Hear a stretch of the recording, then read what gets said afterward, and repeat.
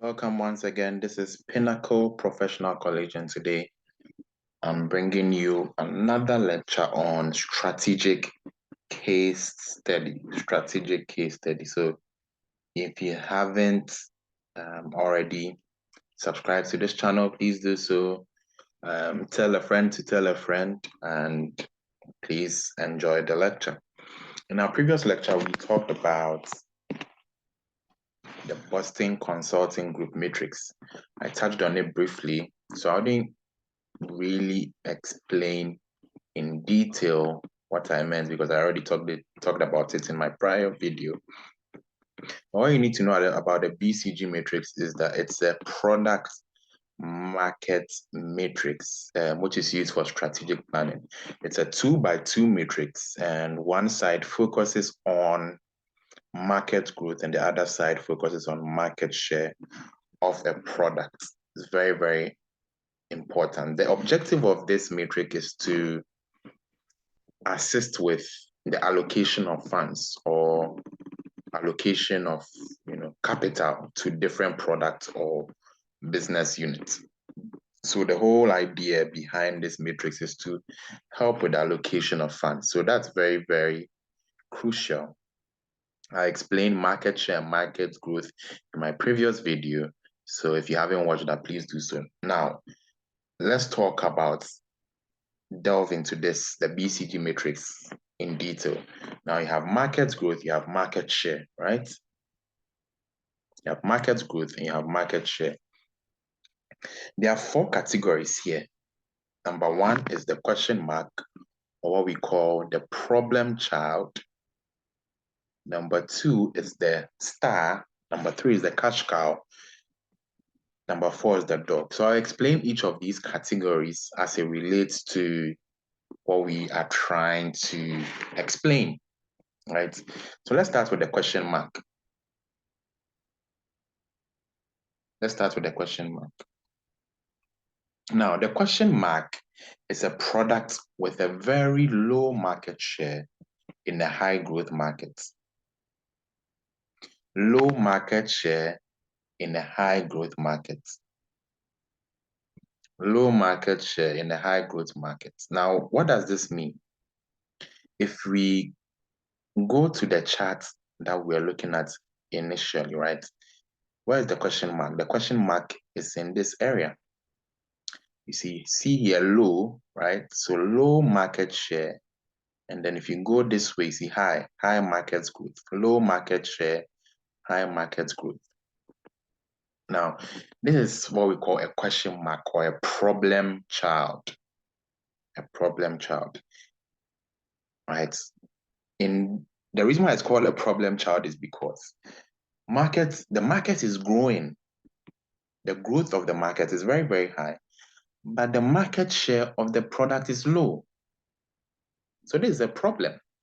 This is an issue here, right? Because if a market is growing and the share you have in the market is low, then it means something is not right. Something is definitely not right. Very, very important. Very, very important. All right, so let's go on with our explanation. So that's a question mark. A question mark is a product with a relatively low market share in a high growth market. Since the market is growing quickly, there's an opportunity to increase market share. But initially, it will require a substantial amount of cash to increase or even maintain market share, right? The market is growing, but the product market share is low, right? It's low.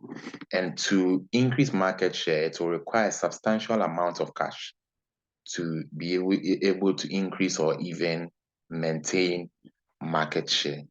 Increase or even maintain market share. That's very, very important. Very, very important. Now, in a situation like this, what do you do? What would be the strategic decision?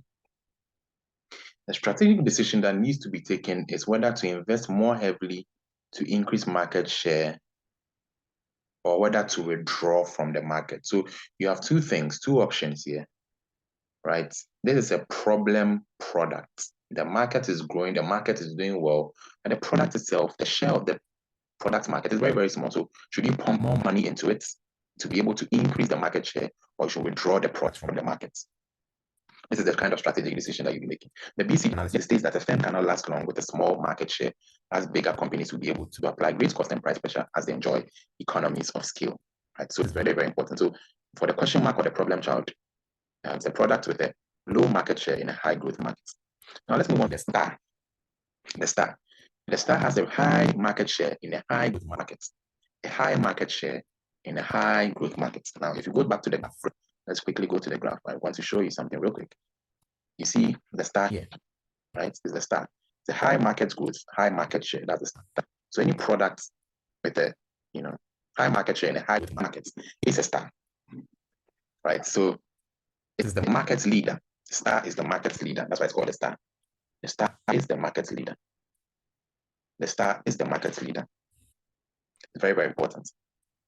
However, a considerable amount of cash is still required to maintain its leading position. Initially, they probably use up more cash than they earn, and at best are cash neutral, right?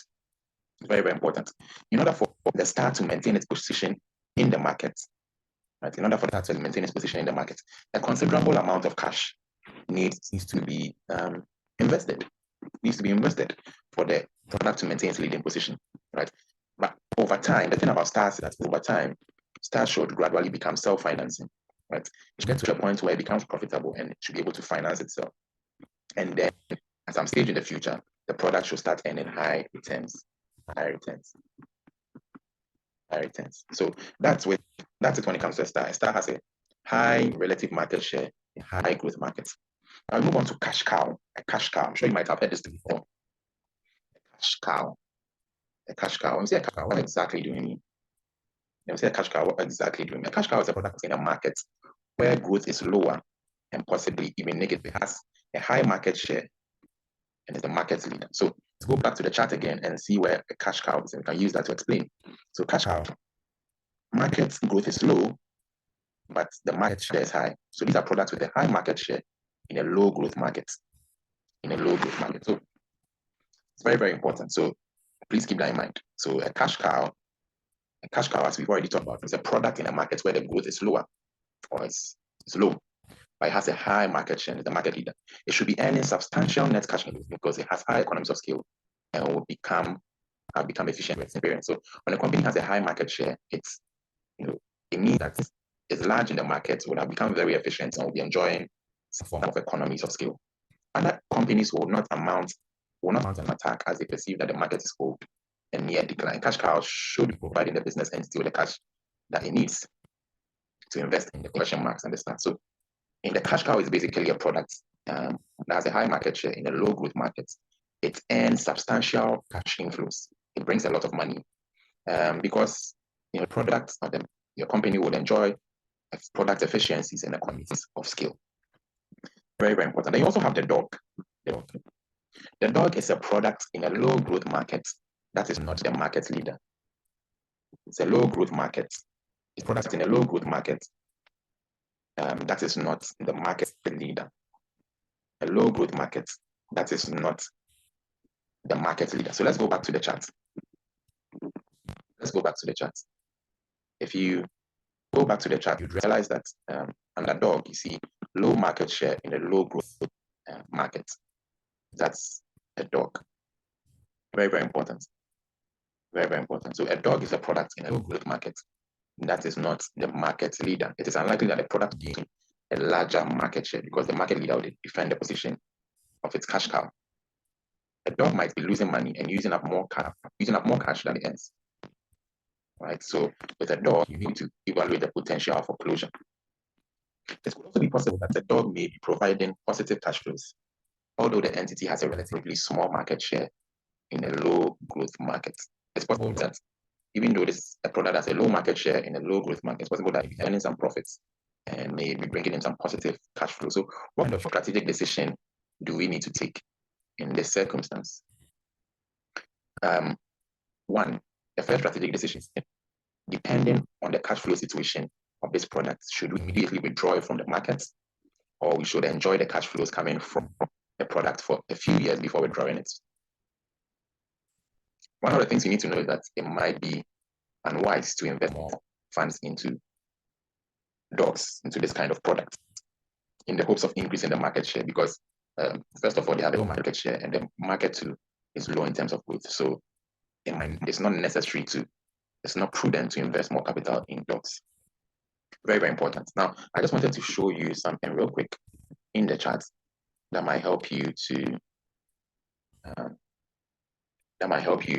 sort of lay everything out in your mind. So you have market growth on one side, you have market share, right? So always remember, you write high, low, always begin with high. So high, low, and then you have S, Q, C, D. Start with S. Q is question mark, C is cash cow, and D is book. S, Q, C, D, right? S, Q, C, D. Always remember this acronym.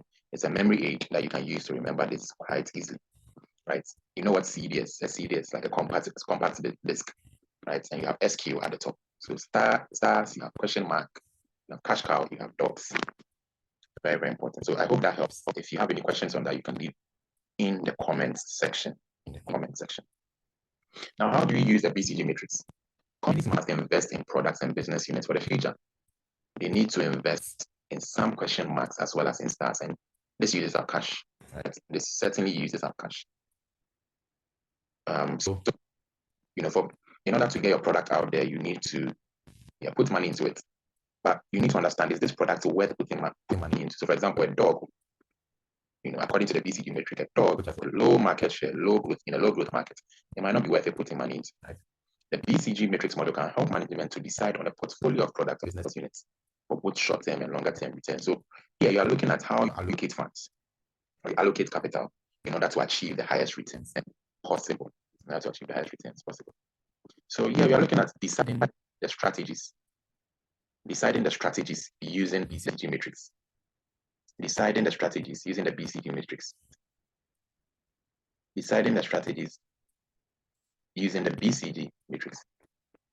Very, very key. Very, very key. Now, you have stars, you have question marks, you have cash cows, you have dogs. Now, let's focus on stars. Stars are the cash cows of future, right? Because it's a star, right? When you say somebody is a star, it's generally a good thing. It's generally a good thing. When you say somebody is a star, it's generally a good thing, right? So stars are the cash cows of the future. Stars are the cash cows of future. An entity should be able to market a star aggressively, right? If a product is a star, entities should market it aggressively. They should market it aggressively. They should market it very, very, very, very well. They should market it aggressively. Very, very important. Very, very important. So why should they invest in a star? A star has a potential. It has a high market share in a high growth market, right? So companies should market stars aggressively. A large continuing investment in new equipment and research and development will probably be needed. So when it comes to a star, you need continuing investment. You need to research, and you need to invest in research and development. Stars should at some stage generate enough cash to be self-sustaining, right? Until then, the cash from cash cows can finance their development. This is very, very crucial. So for stars, they have a lot of potential. It will be wise to market stars aggressively, put more money in terms of investing into new equipment, etc. And then at some point, you begin to reap the returns. You can use the cash that you get from cash cows to market stars. Then you have question marks, right? Question marks in terms of the strategic decision you need to take. The product will need a lot of new investments, right? So you need a lot of new investment, increase market share, right? When it comes to a question mark, because this is a problem child, don't forget. So you have a low market share in a high market growth, in a high growth market, right? So you need to invest a lot of, money to increase market share. The strategic choice is between investing a lot of cash or abandoning or withdrawing the product from the market. That's the kind of decision you can take. And you also have cash cows. What are cash cows, right? So for cash cows, you have a high market share in a low growth market. First of all, you need to defend that market share. And then you need to also ensure ensure that your spending on innovation is limited. Spending on innovation should be limited. The cash generated by a cash cow can be used to develop other products, right? Because it earns a lot of cash. It earns a lot of cash. So the cash you develop or you gain from a cash cow should be used to develop other products, I should say. We talked about all of this, but I'm touching on these things so that you can sort of bring everything together in your mind. Then you have dogs. These might generate some cash for the business. And if they do, it might be too early to abandon the product. So remember when we were talking about dogs, we said that it's possible for some dogs to give you cash, right? It's possible for some products to give you some cash, the dog to give you some cash. So it might not be wise to abandon it. You might want to gain those cash inflows, right? But you need to know that dogs have a limited future, or this kind of product have a limited future, right? So there's a danger that the product will use up cash if the firm chooses to spend money to preserve its market share. So it's not wise to spend money to increase the market share of a dog. No, it's not wise. So the strategic decision here would be to, either immediately withdraw from the market or gain, some cash inflows from the product and later withdraw from the market. Right. So these are some of the strategic decisions when it comes to these four categories. Now let's move on to other matters.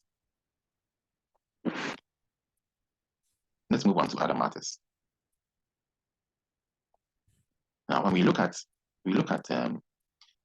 the weaknesses in the model, let's look at the weaknesses in the model, in the BCG model. This is very, very important. The weaknesses in the BCG model. Let's move on to the weaknesses in the BCG model. I think this is very, very important. By now, you should be thinking about, what are the possible weaknesses that we can find in this model.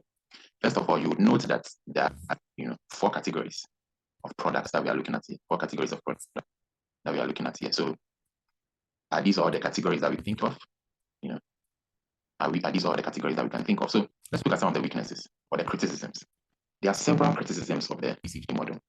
The BCG model assumes that the competitive strength of a product, its market, depends on its market share, and the attractiveness of a market for new investment depends on the market's growth rate. So the BCG model here looking at, is looking at the success of a product based on 2 key factors, which is market growth rate and market share. But is this actually the case, right? Are there not more factors that influence the success of a product, right? So, and is it enough to use only these 2 parameters, which is market growth rates and market share, to determine whether to allocate funds to a product, right? So these are questions and criticisms that you would have when it comes to the BCG model or matrix. Number 2, a product can have a strong competitive position in its market, even with a low market share, right? Competitive strength can be provided by factors such as product quality, brand, etc. Right? So the argument is that it's possible for a product to have a very strong competitive position in the market, even though it has a low market share. So it's not only products that have a high market share that are competitive. There are some products that have a low market share, but are very competitive. So a typical example is, let's say Ferrari or Porsche. Ferrari or Porsche have a low market share, but they have very, very good profits. And their market share is smaller compared to Toyota. But it does not mean they are not competitive. They are competitive because of the brand name, their reputation, and the quality of their products. Like we already talked about, other factors apart from market share and market size will influence what a company should do with the product. So market share and market size are not the only factors you look at when you are trying to understand the market. Right? They are not the only factors you look at when you're trying to understand the market. You have things like strength of the competition, you have brand strength. There are a whole lot of factors you can look at when you're trying to understand what the company should do with the product. Another limitation or criticism of the BCG matrix is that it may be difficult to define the market, right? What are the boundaries or the parameters of the market, right? So things like, how do we define the geographical area of the market? The market, do you actually know the boundaries of the market? It can be difficult to define what the market actually is. And it can also be difficult to identify which products are competing with each other, right? Especially the market is very, very large. So it might be difficult to define the market. It might also be difficult to define what is meant by a high rate or a low rate, right? And what do we mean by that? So, what do we mean by high growth rates or higher market growth? What do we mean by low market growth? Initially, in our previous lecture, when we were talking about this, we said that typically, the midpoint would be around 10% market growth. Anything above that is high, anything below that is low. But this is arbitrary, and it's kind of difficult to define high rate and low rates, right? And once you cannot define that, it becomes, your whole matrix becomes a bit shaky. So what we are saying here is that care needs to be taken when interpreting a BCG analysis, right? Care needs to be taken when interpreting a BCG analysis. So the BCG analysis is trying to help you to allocate funds wisely. But just because market share or market growth has fallen, does not mean you should cut your marketing spend. So you should be wise in terms of the strategic decisions you pursue as a result of the interpretations you make from the BCG matrix. You should be careful about that. So this is very, very important. This is very, very important. So another thing I didn't mention is that, another criticism I didn't mention is that the BCG matrix has been criticized as that it's not useful for analyzing entire markets, right? It's not useful for analyzing entire markets because entire markets might consist of different market segments. And when there are different market segments in the entire market, it can be difficult to analyze using the BCG matrix. So we see that in this point here, right? You see that in this point here. It says the BCG matrix is better for analyzing the performance of strategic business units and market segments. So it is useful for market segments, but it is not so useful for analyzing entire markets, right? When a market segment is simply a fragment of an entire market, right? A piece of an entire market. So when it's a piece of an entire market, the BCG matrix is useful, but when it comes to entire markets with different market segments, it is quite limited, right? Because the reason is that, when a larger market consisting of different market segments is laid down, you will see different characteristics from market segment to market segment, right? And the BCG matrix in this analysis may not be able to capture the entirety of these characteristics when it comes to the entire market. So it may be useful for market segments, for the piece of the market, but it might not be useful for the entire market. Very, very important. Now, let's look at a few things here. Opportunities and threats. I think we've talked about this before, or touched on it in some of our lectures, but let's try to understand this much, much more. Let's understand this much, much more. So we have what we call SWOT analysis. SWOT analysis is a technique for identifying key factors that affect business strategy, right? Let's affect SWOT. SWOT analysis is simply strengths, weaknesses, opportunities, and threats. SWOT analysis is basically an analysis of the strengths, weaknesses, opportunities, and threats. So what are strengths? Strengths are, these are internal competencies that come from the resources of an entity. These are internal competencies. Then you have weaknesses. Weaknesses are simply internal deficiencies in the resources of an entity. Take note that strengths and weaknesses are internal to the organization. They are not external. They are internal. Then you have opportunities. Opportunities are factors in the external environment. These are external that can be exploited to the entity's advantage. Then you have threats. Threats are also factors in the external environment that create a risk for the entity's future prospects. So strengths and weaknesses are internal, opportunities and threats are external. Strengths and weaknesses are concerned with the internal capabilities and core competencies of an entity. Threats and opportunities are concerned with factors and developments in the external environment. Like we said, one is internal, the other is external. If you're asked to apply SWOT to a case study or scenario in an examination, part of the analysis will be the identification of opportunities and threats. Very, very important. So when they ask you for opportunities and threats, you are looking at the external environment, factors that exist outside of the organization, right? Both good and bad factors that exist outside the organization. Those are external, right? And it says here that the following approach is recommended. Opportunities and threats might exist because of changes in the business environment. They might also exist because of competition. To identify opportunities and threats, you should consider each aspect of the business environment. Pestle analysis provides a useful framework. We've already touched on Pestle analysis, which basically analyzes the external environment, your political factors, your economic factors, your sociocultural, technological, ecological, and legal factors. It's a good framework for analyzing the external environment. So if you haven't looked into this, please check out the previous lectures. Please check out the previous lecture. You should then consider the competitive environment, right? So when this is an analysis of the external environment. right? So first of all, what do you look at in the personal framework? Second, you're looking at the competitive environment. What is the strength of the competition? You should consider the 5 forces model, right? We touched on the 5 forces model in the past. I treat you to go watch the video if you haven't, right? Another thing to look into is the life cycle model, right? Is the product in its introductory phase, in its market? Is it in its growth phase? Sorry, is it in its maturity phase? Is it in its decline phase? Right. Another thing to look at is how the market is segmented. Is the market segmented? What are the existing market segments, etc., etc.